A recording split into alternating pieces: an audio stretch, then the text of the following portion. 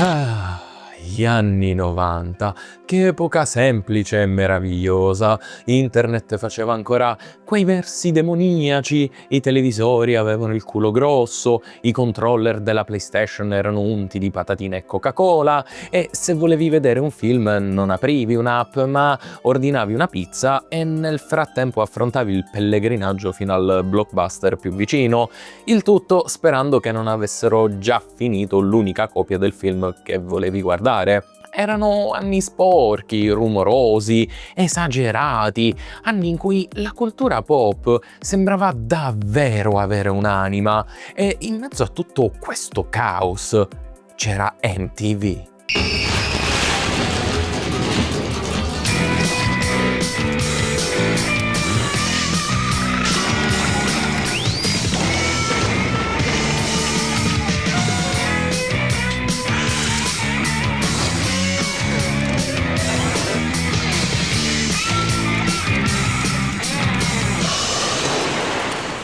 Vedete, MTV non era un semplice canale, ma un vero e proprio portale dimensionale. Ci trovavi musica, videoclip assurdi, programmi fuori di testa, sitcom e persino animazione. Tutta roba che la maggior parte delle reti televisive di oggi, non si sognerebbe nemmeno lontanamente di mandare in onda. Per tanti era il posto dove scoprire artisti, canzoni, generi musicali nuovi, mentre per altri era semplicemente il luogo dove imbattersi in programmi completamente fuori di testa. Io, per esempio, grazie a MTV ho scoperto opere come Inuyasha e Death Note e persino sitcom assurde come Scrubs o South Park. Ma se c'era un programma che più di tutti sembrava uscito da una specie di allucinazione collettiva partorita direttamente dalla mente malata di MTV stessa, quello era Celebrity Deathmatch! un programma talmente scorretto, talmente violento e stupido da essere diventato leggenda. Certo, oggi qualcuno potrebbe guardarlo e chiedersi: ma che è sta roba? Davvero la mandavano in onda? E la risposta, ragazzi miei, è sì. E come? E forse è proprio per questo che è rimasto impresso nell'immaginario collettivo di diverse generazioni. Accessing Multiverse.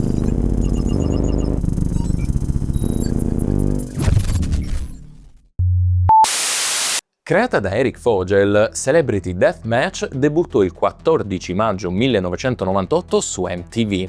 Era una serie in stop motion e claymation che prendeva le celebrità del momento, le trasformava in caricature grottesche e le buttava letteralmente in un ring a massacrarsi in una feroce parodia del wrestling. Ed era una cavolo di figata, perché il punto non era solo la violenza estrema, anzi quella era quasi il contorno. Il vero fascino della serie stava nell'idea di vedere la cultura pop fare letteralmente a pugni con se stessa. Certo, era satira idiota, ma pur sempre satira. Prendeva personaggi famosi, li riduceva a semplici macchiette e li faceva esplodere in faccia al pubblico, il tutto con una libertà che oggi probabilmente scatenerebbe una causa legale ogni 2 episodi. Ma è proprio questo il punto. Celebrity Deathmatch era figlio di una televisione che oggi praticamente non esiste più, figlio di un'epoca meno filtrata, meno sterilizzata e soprattutto meno preoccupata di sembrare perfetta. Era una TV che spesso esagerava e a volte invecchiava pure male, ma che nonostante tutto aveva un'identità fortissima. La serie inoltre andò avanti per diverse stagioni, prima dal 1998 al 2002 su MTV e poi con un revival su MTV2 tra il 2006 e il 2007, contando un totale di ben 93 episodi. Quindi no ragazzi, non stiamo parlando di una robetta dimenticata in un cassetto, ma di un vero e proprio fenomeno culturale. E ovviamente, come accade con ogni fenomeno culturale che abbia un minimo di successo in quegli anni, a un certo punto qualcuno disse: facciamoci un videogioco. E lì, ragazzi, iniziò il vero massacro, perché, attenzione, sulla carta l'idea non era neanche male, tutt'altro, cioè un gioco di Celebrity Deathmatch avrebbe potuto essere letteralmente una bomba, un picchiaduro ignorantissimo, violento, pieno di personaggi improbabili, fatality ridicole, arene interattive, commenti sopra le righe, combo folli e sbloccabili talmente stupidi da fare il giro e diventare praticamente meravigliosi. Sostanzialmente avrebbe potuto essere una sorta di party game di quelli da giocare con gli amici durante una serata mangiando una pizza e insultandosi per ore e ridendo come deficienti davanti alla TV. Cioè, sembrava davvero impossibile sbagliarlo. E invece, ragazzi, ce l'hanno fatta. È come se ce l'hanno fatta, e sembra pure che l'abbiano fatto con una dedizione, con una cattiveria e soprattutto con un impegno quasi commovente nel prendere un'idea praticamente già confezionata e trasformarla in una delle robe più mosce, più brutte e soprattutto senza senso della sua generazione. Una roba talmente sbagliata che quasi meriterebbe un premio. Quindi ragazzi, vi presento il vero protagonista del video di oggi, ovvero Celebrity Deathmatch. il videogioco. Nel 2003 Gotham Games, all'epoca etichetta publisher sotto Take-Two, annunciò ufficialmente il videogioco di Celebrity Deathmatch, con un trailer che prometteva una specie di festa del sangue, del trash e della cultura pop da salotto, con ben 22 celebrità, arene, modalità varie, commenti, battute, provocazioni. Insomma, sulla carta sembrava pure una roba sensata. Il problema però, ecco, è che se andiamo a vedere chi sviluppò effettivamente il gioco, diciamo che le premesse erano un tantino discutibili. Lo sviluppo delle versioni principali, infatti, fu affidato a Big Ape Productions, mentre quella PlayStation venne realizzata da Coresoft. E qui iniziano a essere scoperchiati già i primi altarini, perché lasciando stare il fatto che già solo il nome Big Ape Productions sembra quello di uno studio nato dopo una sbronza a base di energy drink e pessime idee, se andiamo a guardare il loro storico videoludico si capisce abbastanza in fretta che forse la storia di questo gioco non era nato esattamente sotto il segno della serenità. Parliamo infatti di uno studio con appena 3 titoli accreditati prima di Celebrity Deathmatch, e anche se alcuni di questi avevano avuto una ricezione discreta o comunque erano stati un buon successo commerciale, tra i precedenti c'era anche The Simpsons Wrestling. Sì, proprio lui, uno dei giochi sotto licenza ufficiale più disastrosi di sempre, e che già da solo sarebbe dovuto bastare come preavviso di calamità naturale. Se invece parliamo di Coresoft, qui il quadro cambia e di molto, ma non diventa certo dei più rassicuranti. Coresoft infatti non era esattamente una software house da grandi picchiaduro di culto o anche solo di grandi giochi, cioè era uno studio legato soprattutto a produzioni, ecco, semplici. La maggior parte dei titoli sviluppati infatti erano giochi di poker, bowling, paintball, caccia, pesca, insomma tutta quella categoria di giochi da cestone del supermercato. In pratica, invece di affidare Celebrity Deathmatch a gente capace di trasformarlo in un vero e proprio cult, sembrò proprio che lo parcheggiarono nelle mani di chi doveva semplicemente finirlo in fretta e furia per mandarlo nei negozi. E soprattutto, più che un atto d'amore verso l'opera originale, si rivelò essere il classico prodotto su licenza spremuto fino all'osso, a basso costo e soprattutto lanciato sul mercato finché il nome aveva ancora un minimo di presa sul pubblico. Il gioco infatti uscì nel 2003, ovvero l'anno stesso in cui fu annunciato, e a circa un anno dalla chiusura della serie. E tenete a mente questo dettaglio perché è tutt'altro che secondario. Il gioco inoltre era stato inizialmente annunciato per Xbox, PC, PlayStation, PlayStation 2 e GameCube. Purtroppo però, o per fortuna a questo punto, su quest'ultima non arrivò mai, in quanto Big Ape dichiarò di aver riscontrato fin troppe difficoltà durante lo sviluppo sulla console Nintendo. Ma passiamo finalmente al gioco in sé e partiamo proprio dal roster, perché vedete, un gioco del genere dovrebbe vivere e soprattutto puntare tutto sui personaggi. E invece qui ci si ritrova davanti a una selezione che definire confusa è dire poco. Il gioco infatti include ben 22 personaggi, anche se in realtà il numero è un po' più ambiguo di così, in quanto gli NSYNC vengono conteggiati come un singolo slot, facendoti illudere per un attimo di poterli usare tutti insieme.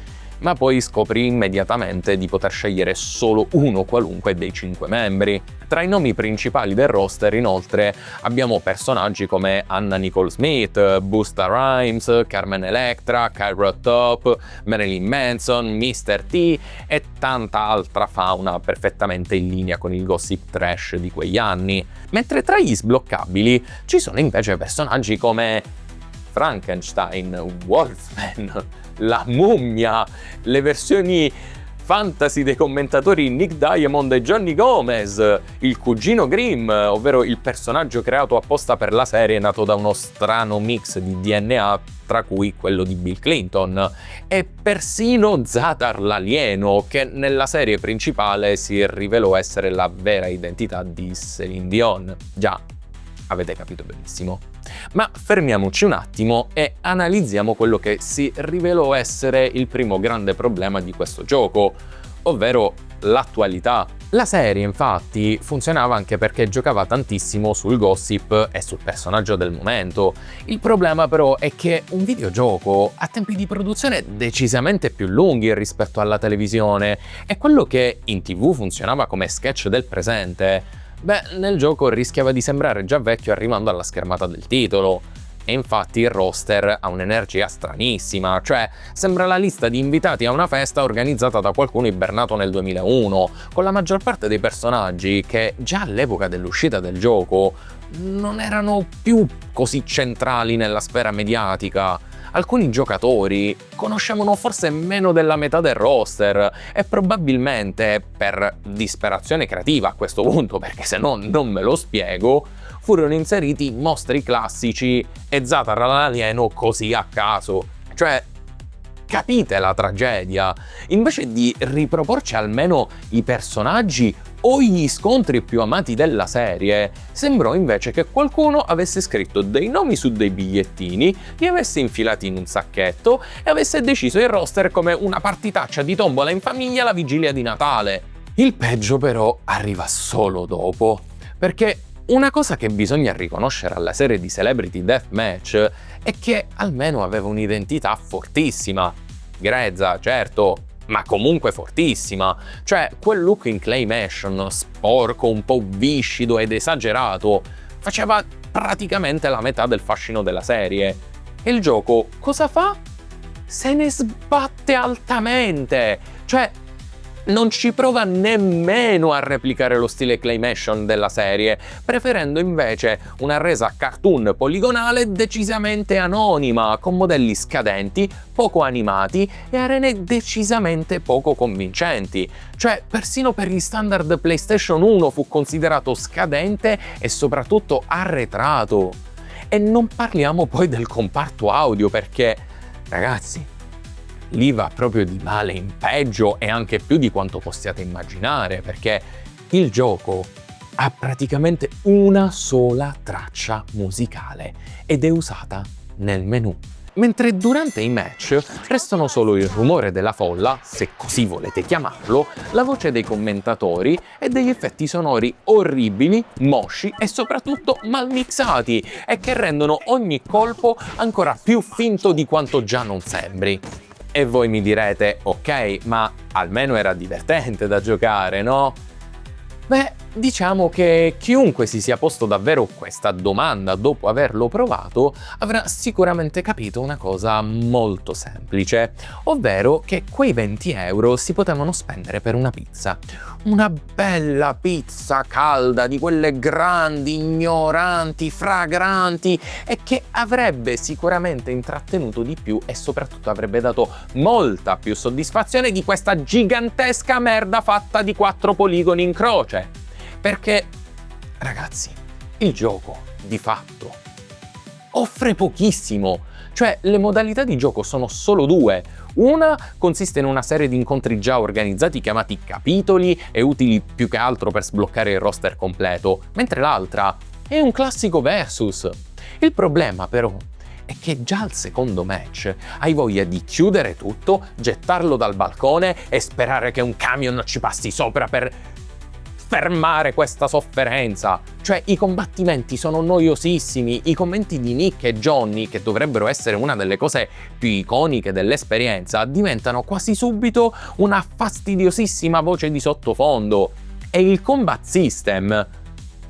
beh, ragazzi, il combat system praticamente non esiste. Cioè, sulla carta avremmo dovuto avere attacchi normali, attacchi speciali, un contatore MTV da riempire con le provocazioni per arrivare a una sorta di mossa speciale o fatality.